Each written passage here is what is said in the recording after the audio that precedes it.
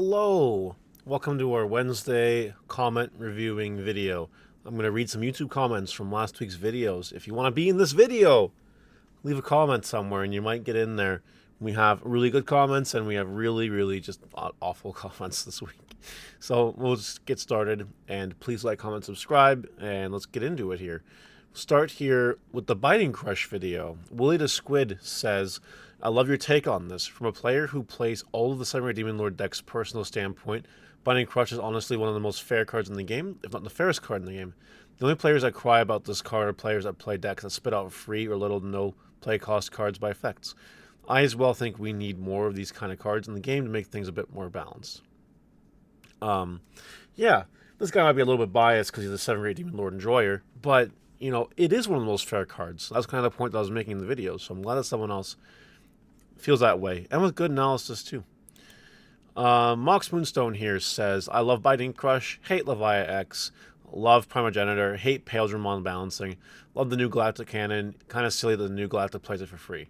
Overall, the only issue I have with the game is that there's not enough interaction that can be set up.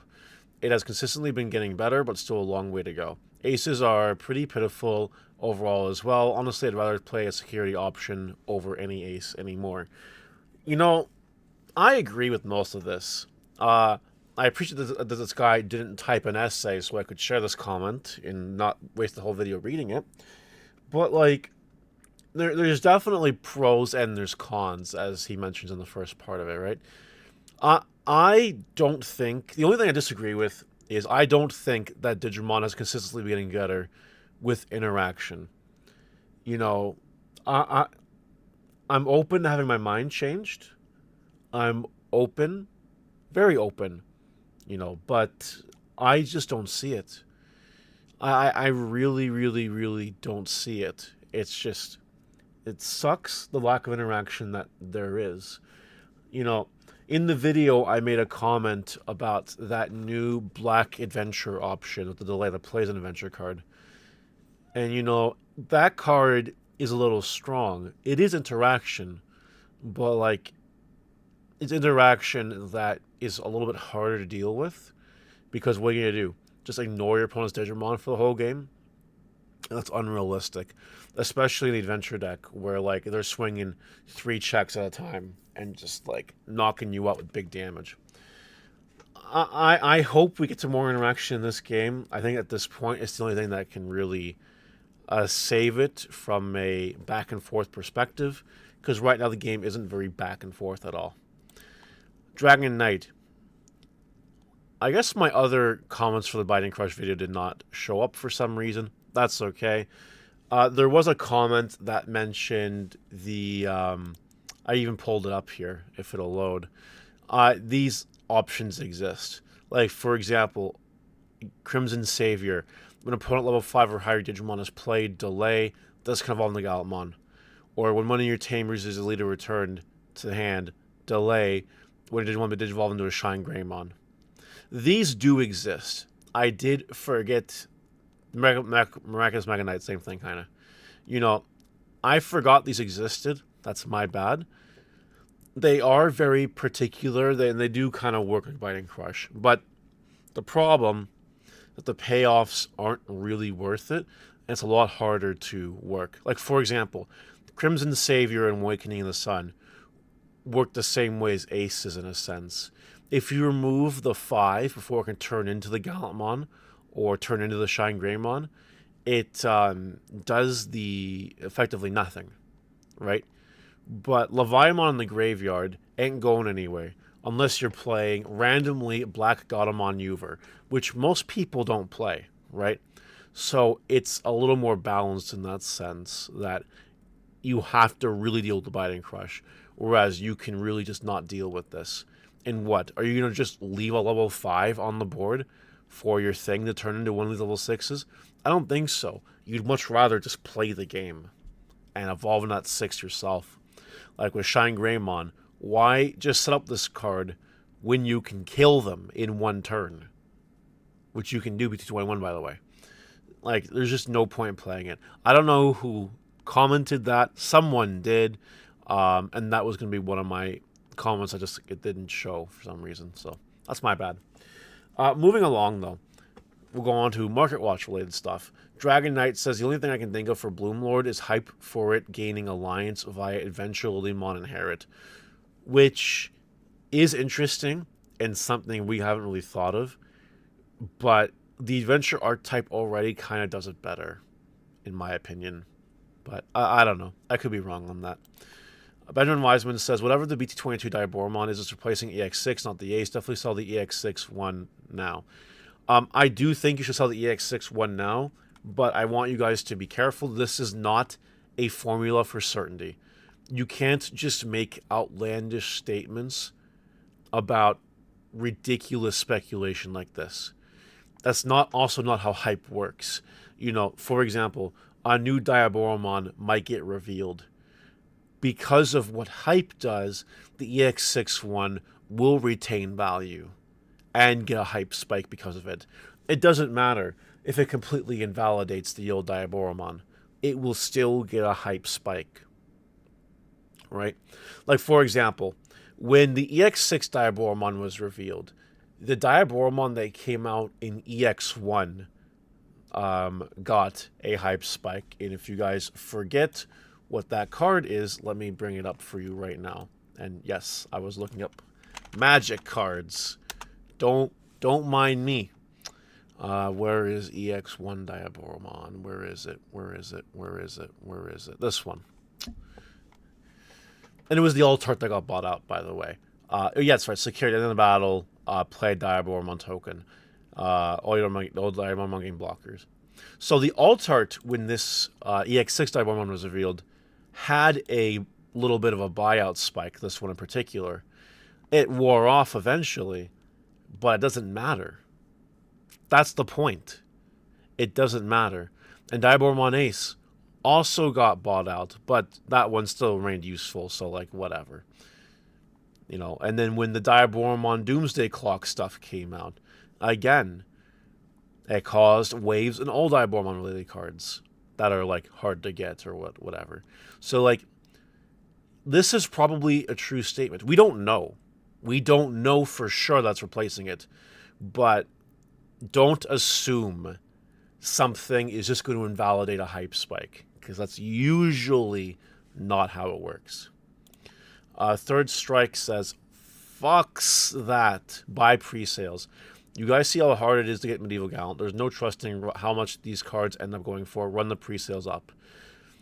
I don't know if this guy is making a joke, or if he's being a troll, or actually being genuine. I'm going to give this comment the benefit of the doubt and think that the guy is being genuine and respond with no.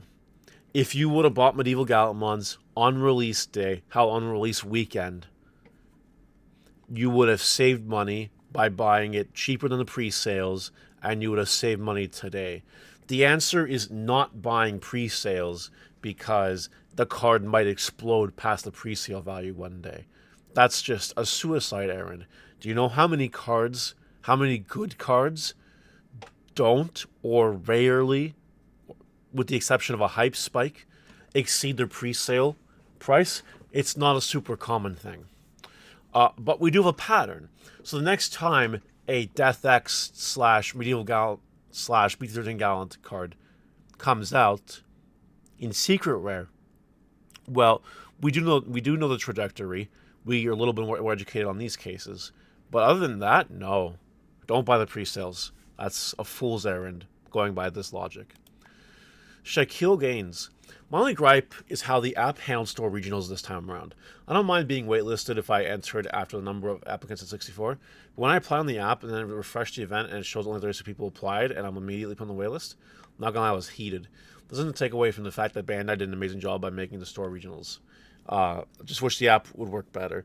That's been a common complaint since the app came out. One day I believe Bandai will really make the app a lot better, but we're just not there right now.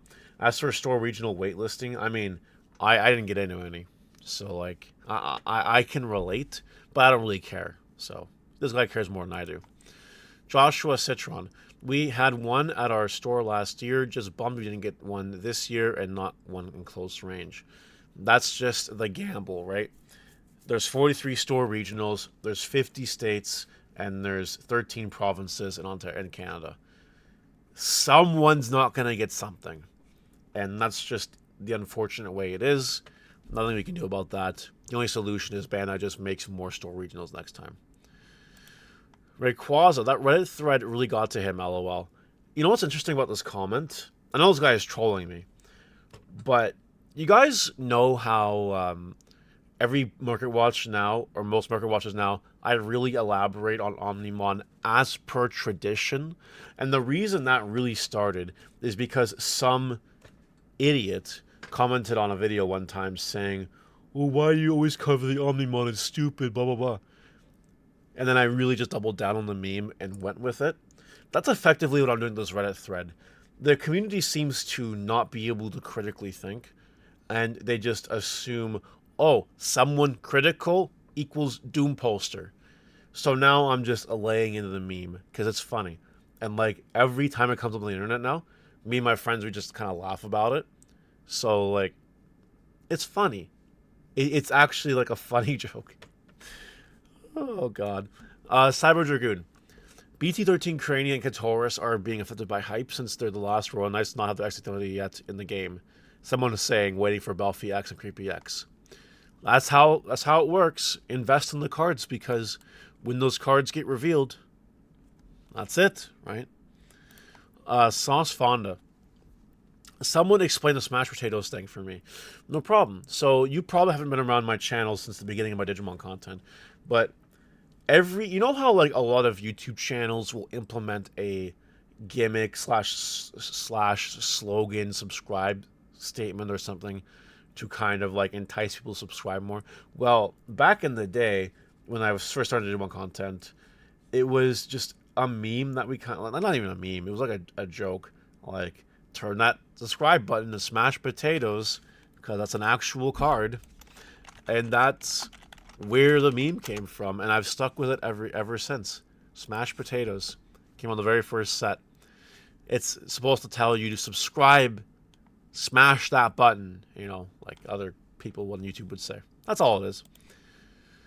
Rora Noah Zora. I think that's a One Piece character. This gives me another reason RBO1 booster. They're like $60 where I'm at. I would not buy RBO1 boosters in the hopes of getting Gamamon cards. I think that's also a fool's errand, and I just would ignore it at this point in time. I can never say this guy's name. Nuhien Muzio Zabal. Don't cry, TCG fan. Digimon has plenty of protagonist cards to feed you for the rest of your life. Quick, Mario, bring me more Imperialdramon support. The kid is hungry. It is really true, and you see all the time in other card games. Like, hell, in Yu-Gi-Oh! Blue Eyes just got support. Like, hello? You know what I mean? Dark Magician regularly gets support. All those fan favorite archetypes heroes regularly get support. Right? That's just the way it is. They take advantage of the popular characters within their IP in order to sell more cards. Imperial support, Greymon cards, all that shit, it ain't going anywhere. No, it's not. Michael here. I love Michael. I played Digimon. It was fun. Might keep playing it. That was 3 years ago. This guy is not as sour as I am. That's for sure. A guy genuinely enjoys Digimon. And I honestly, good for him. Good for him. Drip says, I'm starting to get on the hate Mario train. You always keep acting like Digimon is about to die. Which is false. Do you know how many videos I've said where I've had to reiterate the stance that Digimon is not dying? This guy clearly has not watched that many of my videos. Or maybe this guy watches Market Watches, which don't really talk about those subjects. If he watched one of my videos, he would know that I regularly would say that I don't think Digimon is dying. And actually, since BSS died, I know for a fact Digimon's not going anywhere. Like, now there's objective proof, at least in the interim. So, I don't know what this guy is on about, but as my hate Mario train grows, it makes me just smile a little bit. You know, sometimes you have to be able to laugh at the stuff. I laugh. It's fun. I enjoy it. Ramza Beolvez. Bought Crimson Mode Ace when they were 5, and Doraemon Beat 16 when they were 5, when you recommended picking them up, and man, thank you. You're welcome. More people should listen to me. I am pretty much always right. Um, D Gentle now. Just an honest question because I don't understand. Why is charging 120 on a product that costs 75 to purchase for businesses considered price gouging in your eyes? It's a 37.5% gross margin. I am not a fan. Being a store owner and being someone who buys things from stores, if a product is over MSRP, that makes me sad because I earn a humble. Okay, this is not my real living. This place. This is part time money. But like, I sell everything at most MSRP. At most. There's none of this charging over MSRP.